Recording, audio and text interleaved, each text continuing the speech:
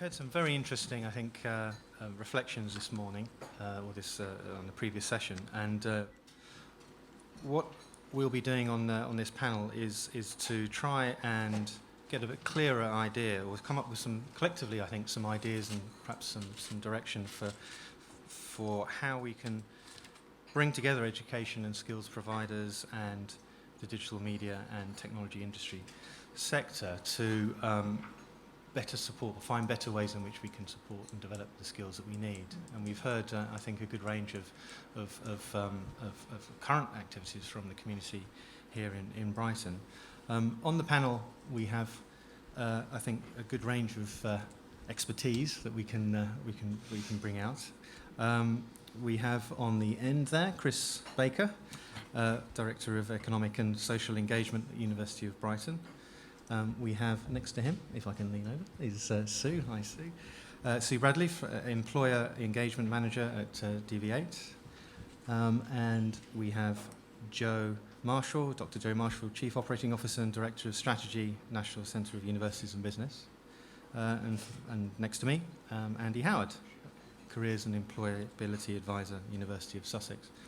What we're going to do is I'm just going to ask each member of the panel to give their 2 minutes worth of their views on how education and skills providers do meet digital media and technology industry skills needs, and then we'll open it up to the floor to ask questions of the whole panel and to really see if we can come up with some thoughts that we can take forward after today.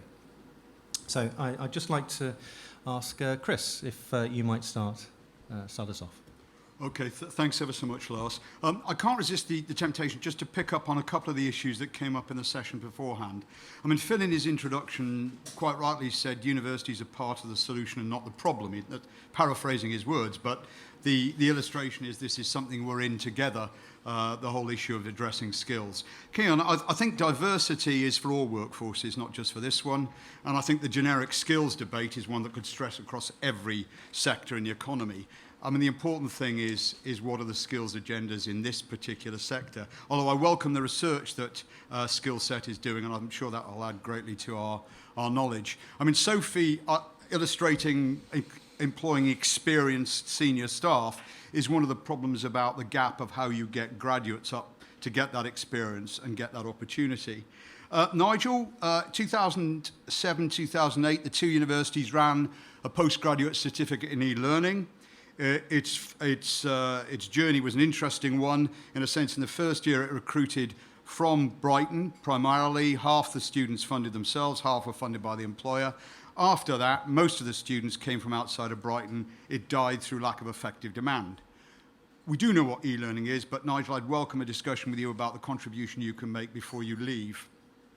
I think what you did remind us of, however, was really important. One, it's not just about 18 to 21-year-olds. And I think that is an absolutely critical point we need to pick up on. And that there's sometimes no clear route into industries, which when you want to actually customize information and provide it to students in a nice, convenient way, that sort of haphazard formula is really difficult to explain. Juliet, you talked about skills continually changing. That's one of the challenges for universities. How do you keep pace with industry when those skills are changing so rapidly for your own workforce? Stefan, delighted to hear it doesn't matter which degree you do. That will be of some comfort to our students currently investing £27,000. But the point you were making, which is a really important one, is the industry is quite eclectic in the way in which it recruits and who it recruits and what previous qualifications they've done. I think that's critical. Really pleased to see Maslow's alive and well. Makes me feel young. A few quick remarks then about the universities. Employability of graduates is an absolutely critical matter of import for all universities. We are measured on it. It is publicly reported. Our course data shows that each course you can see what their employability was. Future students searching for courses look at that data. It's absolutely A, compulsory, and B, it's something we have to do. So we have to treat it seriously. However, we need also to be more I think, nuanced in our understanding of the curriculum and which parts of the curriculum can support this industry. The University of Brighton produces 4,000 graduates a year, 1,500 postgraduates. The size of the sector here is not 62,000, that's Bristol. It's quoted in the tech report as somewhere near 8,000. So if you see, there's not an easy fit. Only a proportion of graduates will ever find their way into this sector. How they find their way, how we direct them is important. University graduates, like all individuals, are not products off a standard production line. They're very different motivations, abilities, and aptitudes. If you looked at it from our perspective, just over 15% of our students get first-class honours. If we presented those to you as the best of what we create, you'd probably reject most of them. Yet they are, as we value them, the best. So there is a sense and way in which we assess people who come to us very differently from the point of view of industry to the way academia does. And I think we need to get some of that changed assessment in academia. I also think that, in a sense, one of the issues is about how students understand the world of the SME. I think many of them still have aspirations to be in big organisations, be they private or public, and they are studying in a big organisation, and that's the life they see. Persuading that the life in the SME is equally, as we've heard today, exciting, inspirational, is something that you have to do along with us.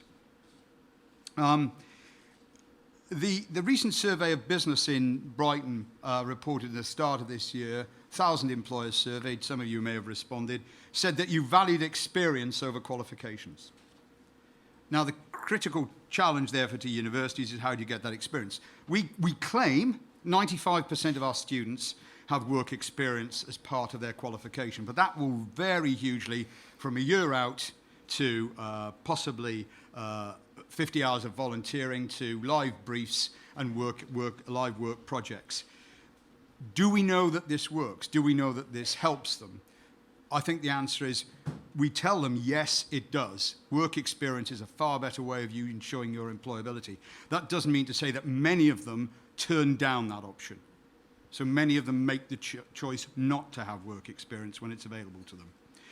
I think the interesting thing about Brighton is that we can co-create solutions. Internships has been mentioned, the Fuse Box, the Digital Catapult, summits such as this, job fairs where we work together. I think there are plenty of scope for us to be equally creative together to tackle some of these issues. I think there will be new opportunities even in the publicly funded route, whether you like the idea of apprentice degrees or degrees of apprenticeship. Clearly they're an option that are open to us to look at. And I think in a way what we've heard today is the way in which the sector itself is able to develop people, and I think we need to share some of that learning with our own institution. Finally, one of the accusations always levelled at universities is they're inaccessible. You don't know who to talk to if you've got a particular need or requirement. We're trying to address that. I invite you to go on to our website next week, which we've just spent a lot of time and energy repurposing, with a very much an idea to making it our front door far more accessible to the likes of you. So any feedback on that would be welcome. Anyway, that's a starter for 10. Thanks, Chris. Andy, would you like to give us a perspective from Sussex? Yeah, sure. I think there are a few points that I'd get across. To start with is that I think we care about what happens. We live in the community. We're part of the community. Sussex has thousands of staff and we have thousands of students, and we're very aware of that. So we do need to listen to what people are saying about industry and where our students are going, and we need to listen to our students as well as to what their choices are in terms of courses that they want to do, and particularly in the current climate, obviously with the pressure of fees coming in, then I think that's quite a changing and volatile market as people are starting to look much more carefully. Parents are looking much more carefully with their sons and daughters as to where they're going to go and what they're going to choose. And they rely on us to listen to you perhaps sometimes to say, well, this is what's going on in industry. These are the demands that different companies are coming up with, both on a local and a national perspective. So, I think, number one, we care about what's going on, and we have to do that because we have to listen to both of the people beneath us in terms of the students coming up, but also the people above us as to where the destinations of those students are. And as been mentioned, the destinations of students is critical to our position in league tables and all sorts of things about our success. Yeah, and I'd sum it up by saying, your success is our success at the end of the day. We realise that if you're doing well, then our students hopefully will do well as part of that because there'll be jobs for them to go to. So I think the government is kind of certainly talking to us on a very much more frequent basis about employability and about making the connection between universities and their local enterprises and business as a whole. In terms of how do we act through that kind of process, I think the kind of things that I'd highlight are changes in courses.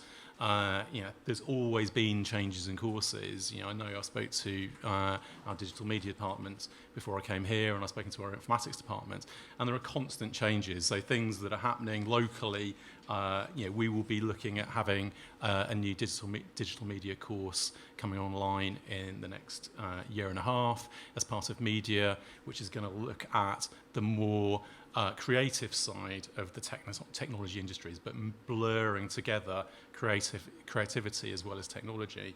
Equally, on the informatics side, which is perhaps the more technical side, there are new courses coming online there. They're very keen that we should highlight that we'll be running part-time evening courses with a postgraduate certificate aimed at web development. And again, that's very much responding to what we perceive as local demands for this particular industry. I think, as has been touched on earlier as well, perhaps about assessment and how we look at changing our assessment. That, as a university, certainly at Sussex, we've now made it an open award that everyone who would like to do a placement has the opportunity to do that. So whichever course a student is on, they can request a placement and we can build that into it. Within that, we're very keen to hear from industry as a whole about providing those kind of placements and internships as well. Certainly if within my own department, we look after 12-month placements, but we also have shorter internships and short programs that you could contact us about, and some of those are funded by us actually. Other areas of assessment I would pick out again, which rely on the kind of link between us and you, include things like mini projects, and certainly within our media, so our film and music courses, there's the opportunity in some of those courses to do mini projects. One of the things that was apparent to me was that some of those projects at the moment are very much happening in the arts and museum industry, and perhaps we've not reached out as enough into the digital media industry. But certainly I think there's the potential there that mini projects, which would actually be 12-week-long projects, which are created by you in industry but are completed by students within the university, then there's an opportunity there for that to probably extend into the future. So I'll just go over those again. I think we care. I think we want to listen and we want to react to what you have to say and what our students demand. And I think we have areas where we're acting on those changes. Great, thanks, Andy. Sue, would you like to give us a perspective from DV8? Okay, so just firstly, just to explain what DV8 do, you all know what universities do.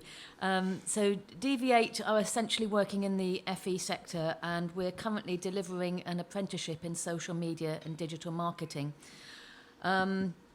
So the age range we're working with is from age 16 to 23, and typically we're working with small Brighton employers. I would say around 50% of our employers are in digital industries. They're SEO companies, they are web development, things like that.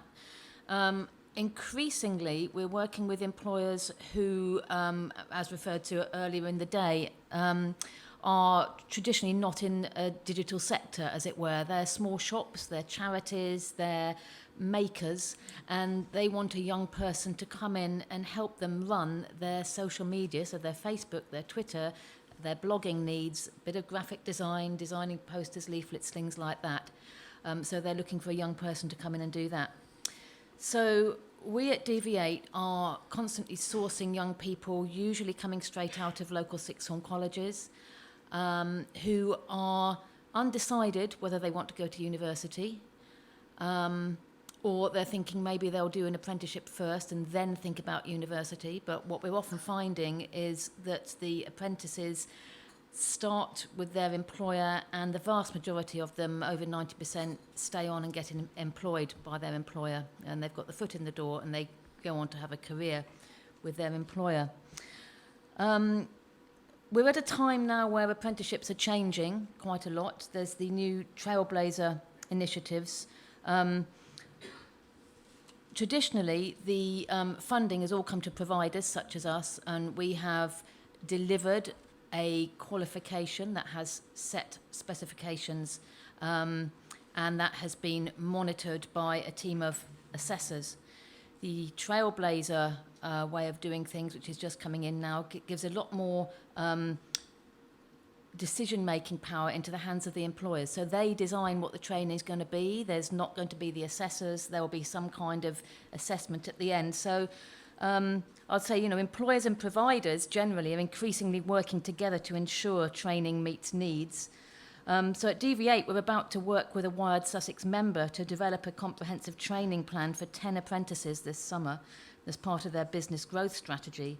And that's going to be resulting in up to £45,000 worth of government funding, which is going to directly benefit that organisation's sustainability and recruitment plans. But the value is much, much higher in terms of the coaching, support, talent acquisition and strategic input at board level and joint publicity avenues. So apprenticeships are often thought of as, good corporate social responsibility, but they're actually about much more than that. They're about very good business. Interesting, earlier on, people were talking about diversity in the workplace. We have just started anonymising the CVs that we're sending to employers.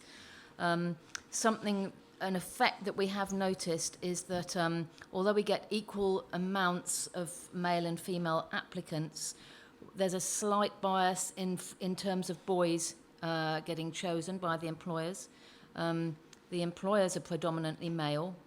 And looking at the CVs of the boys and the girls, you can see a difference. The boys are often talking about what their personal achievements. I've recorded a track with my band and I uploaded it to my YouTube and I've got 2 million followers on this and I play these games and so on and so on. The girls are less likely to be shouting about themselves and more likely to be shouting about, it's more like a social review, and their digital profile at that age is, oh, look at these fantastic people over here who are doing these wonderful things, and here's my review of that. So a much wider CV, but less talking about themselves. And so at this very, very early stage, we can clearly see the lack of diversity happening. Lots more to say about that, but I'll leave it there. Thanks, Sue. Joe, would you like to bring both of these things together with your links with university and business? Excellent, thank you.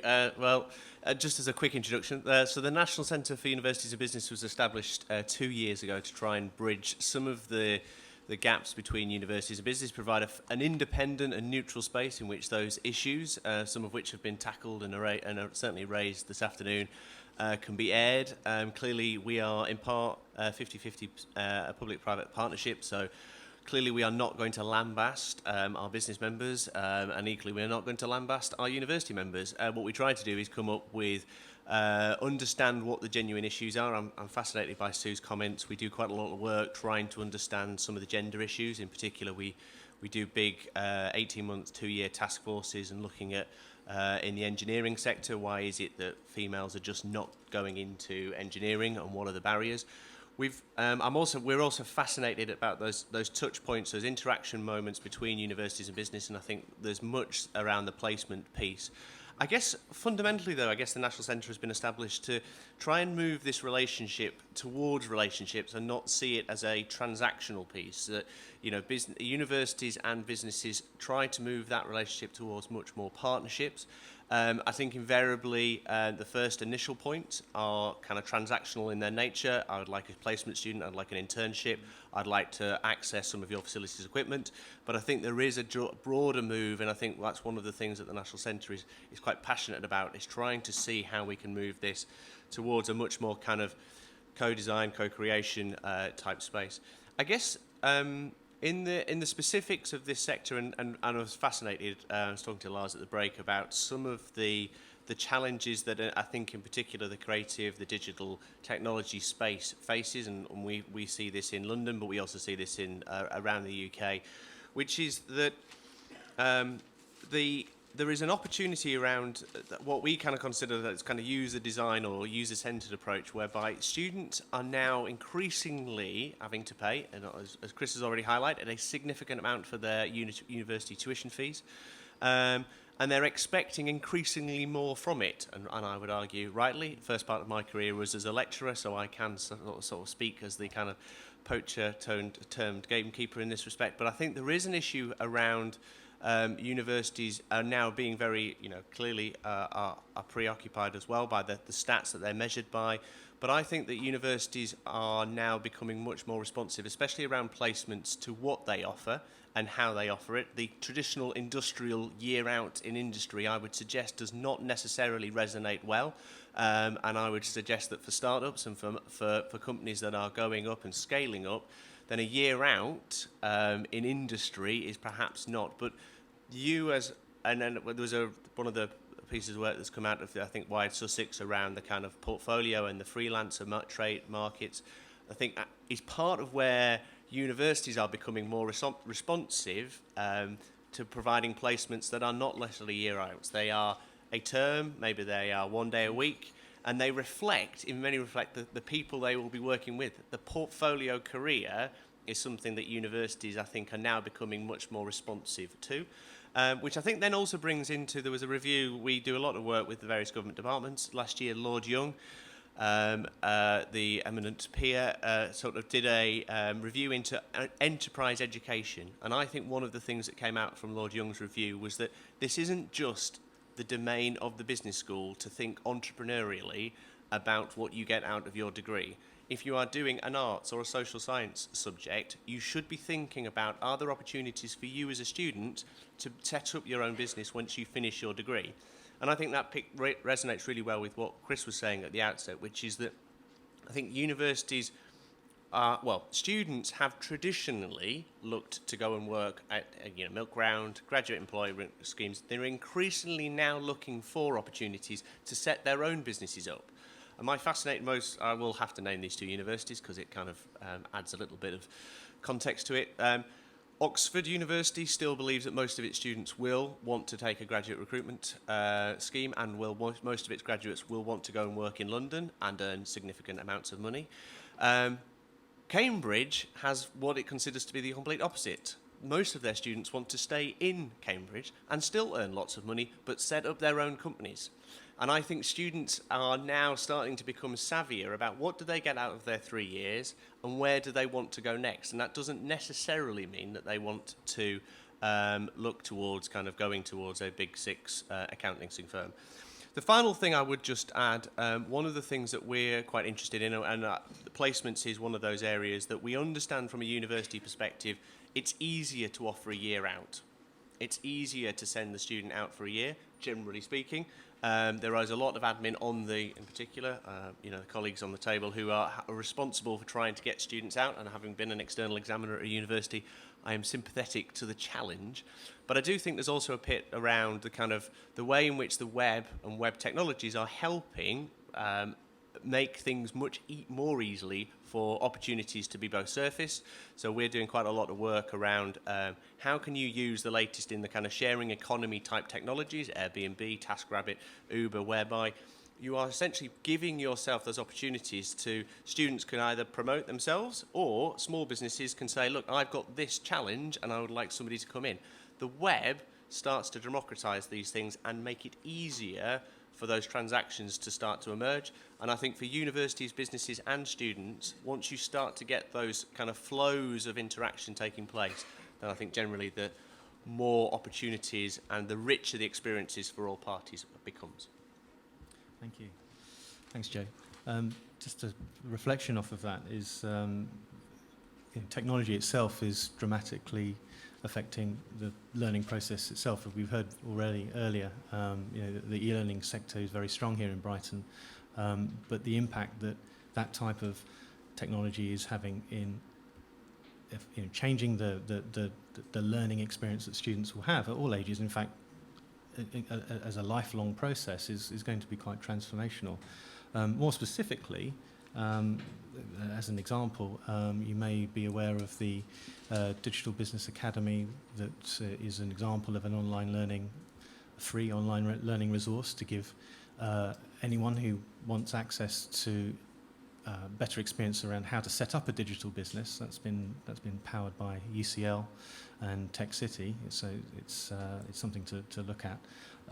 There's an example of where more open access, more flexible access to learning resources online, but also at a peer level, connecting with small companies, companies of all sizes, is perhaps going to be something, a trend that will only grow. And linked to that, and just thinking back about what we heard earlier in the day, there was some themes there in terms about being lean, being agile, by needing to be more flexible. And just as a starter question back to the panel, perhaps before we go to the floor, is how do we see qualifications or the education providers offering that flexibility or being in line with that flexibility, so things are perhaps more synchronised? Andy, do you want to start? I think in obviously e-learning terms, then we provide increasing amounts of our curriculum through e-learning, and that allows students to access it at different times and different points for them that suit them. And I think that as that's growing, I think it's likely that we'll start to look at more of the kind of MOOCs and the kind of external provision of those materials to other people. I think that will allow perhaps people to look outside of universities as full-time students to gain access to the materials. Chris, have you got a view?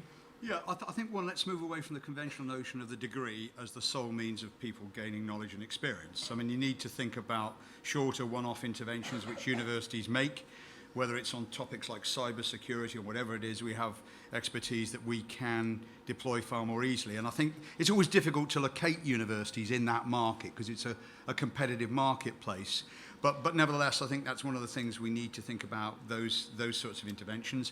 We need to think about the value of university business networks. That is clearly a way in which informal learning is both encouraged, fostered, and relationships are made.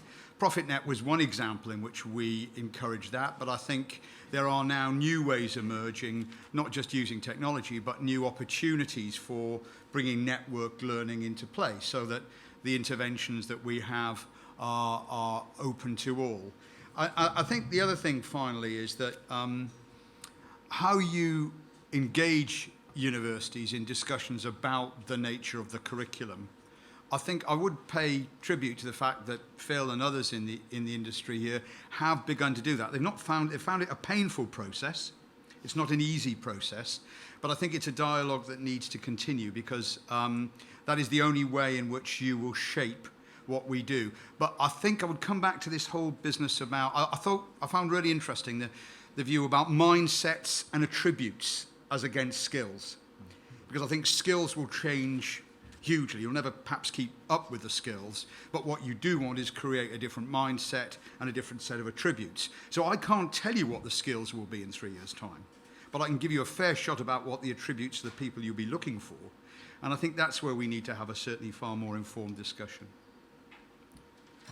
Sue, any thoughts? Yeah, just jumping off that. I mean, we teach the language of Google really at DV8, and Google changes its algorithms every 3 months. So what we're teaching there is very much because our tutors at DV8 are industry professionals. So it's really about how to stay ahead of the game all the time. I mean, we're also in a competitive marketplace. I think there's an issue to do with employer education, that there's lots of apprenticeship providers out there all vying for their custom, all offering different pathways.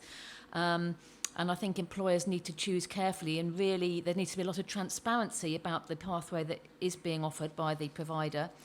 And the other point I wanted to make was within the apprenticeship field is about the proportion of on-the-job and off-the-job learning. Some providers do all their training within the workplace. Other providers, such as ourselves, offer a mix. So we do have certain times when all the apprentices, no matter what their employer is, they're all coming together and taking maybe a week-long intensive course with us, or it might be 1 day a week for 6 weeks. But at that point, they're meeting other people their own age, you know, and at that age, it's important. They're meeting people their own age, and some of them are quite isolated. You know, they're one apprentice out with an employer, so just stressing the importance of that within this particular field also. I'll answer a slightly different question without going too far off track, but I was talking to Lars at the break around one of the conversations that was had around, I think it was the conversation about the Kino and the City and Guilds piece, which was the kind of moving of people around. And it struck me a little bit in the context of the question, which is around kind of almost lifelong learnings or delivery models by university, which is that I think business models are starting to change. I was at the Fusebox 24 presentation recently, at the Digital Catapult. And clearly, across a whole series of sectors, technologies and business practices are changing, and I think universities' business practices are changing. They can have, I think, because of technology, genuinely, certainly in the UK, a lifelong relationship with their students if they start to think about how they connect with them through LinkedIn or through email accounts.